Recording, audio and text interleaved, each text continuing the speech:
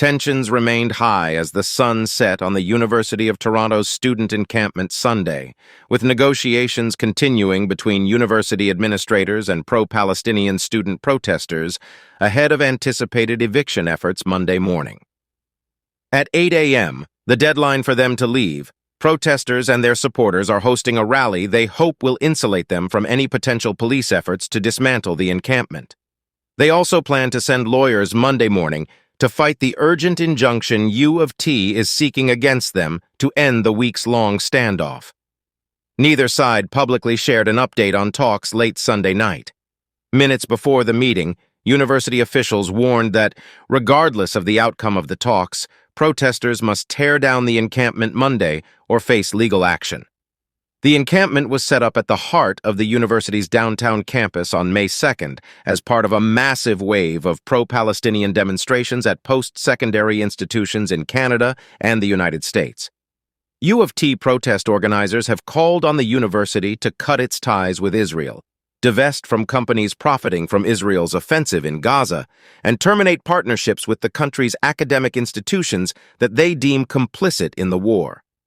For supporters, the protest has been a peaceful show of solidarity amid the war in Gaza. Critics, meanwhile, have characterized it as an intimidating presence on campus that has included shows of anti-Semitism.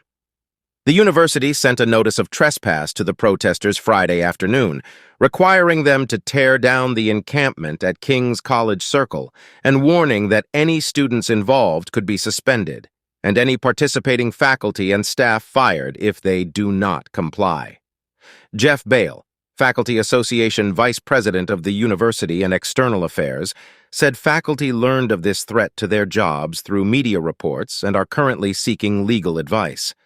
He said he was shocked by the step, adding that mass termination was never mentioned as a possibility in the multiple meetings faculty had held with administrators, and the Faculty Association's Memorandum of Understanding with the university grants them the protection to criticize the university. This really is, to our best knowledge, the first time the university has made a public threat of mass termination, said Bale. The severity and the uniqueness of that move really shocks people and makes them concerned. Deb Cowan, a professor in U of T's Department of Geography and Planning, called the threat outrageous, counter to the fundamental purpose of the university, and a challenge to their rights as citizens of a democracy. Cowan said the university is contravening its values by trying to shut down a protest against itself. I've talked to many faculty members who are not committed to the substance of the issue, but are now coming to the encampment because they are so outraged by the administration's arrogance. Yet for other faculty, the encampment is a blight the university administration has allowed for too long. Robert Schwartz, a professor at U of T's School of Public Health, said the encampment's anti-Israel stance is hateful, and he looks forward to the day it is no longer there. The university is not doing anything to negate the freedom of speech the faculty members and students have. They're free to protest in different ways, but it's not reasonable for them to take the center of the university hostage, he said. What else is the university to do? It's made it very clear this encampment is against its policies. It has to enforce them in some way. Ahead of Sunday's negotiations, the protesters said they plan to present a counter-offer to school administrators. Among its elements was a plan for the university to disclose any public investments linked to Israel's military campaign in Gaza and to create a joint working group to study its private investments. Protesters also want U of T to cut ties with two Israeli academic institutions, which they say have a presence in illegal settlements, and aid in the development of Israeli military technology. University President Merrick Gertler told a news conference on Thursday the encampment must end, saying the protest has put tremendous stress on our entire community. He said convocation, which begins June 3rd, will go ahead as scheduled, and that the university aims to have the encampment cleared by then, and did not rule out asking police to dismantle the encampment. Gertler had outlined an offer to the protesters Thursday that marked a shift in approach and seemingly in tone by the school, saying that if protesters left, U of T would create committees to consider divesting from Israel over the next several months. However, he said the school will not cut ties with any Israeli academic institutions.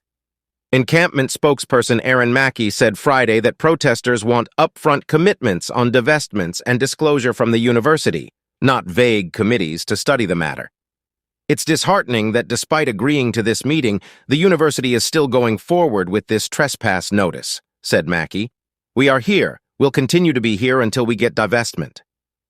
If protesters stay after getting the notice of trespass, they could be fined up to $10,000, but would have an opportunity to defend themselves in court.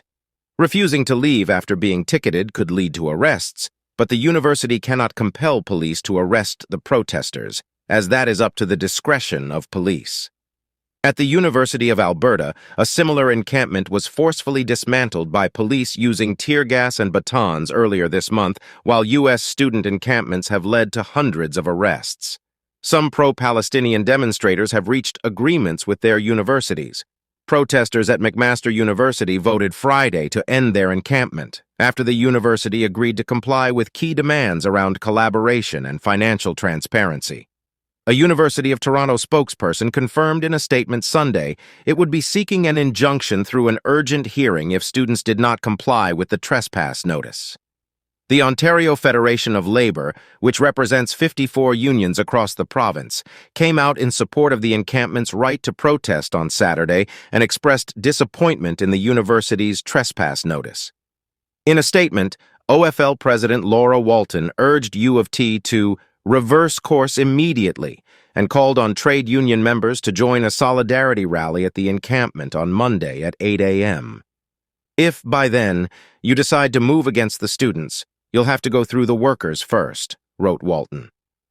The October 7th attack by Hamas against Israel killed about 1,200 people and saw about 200 taken hostage.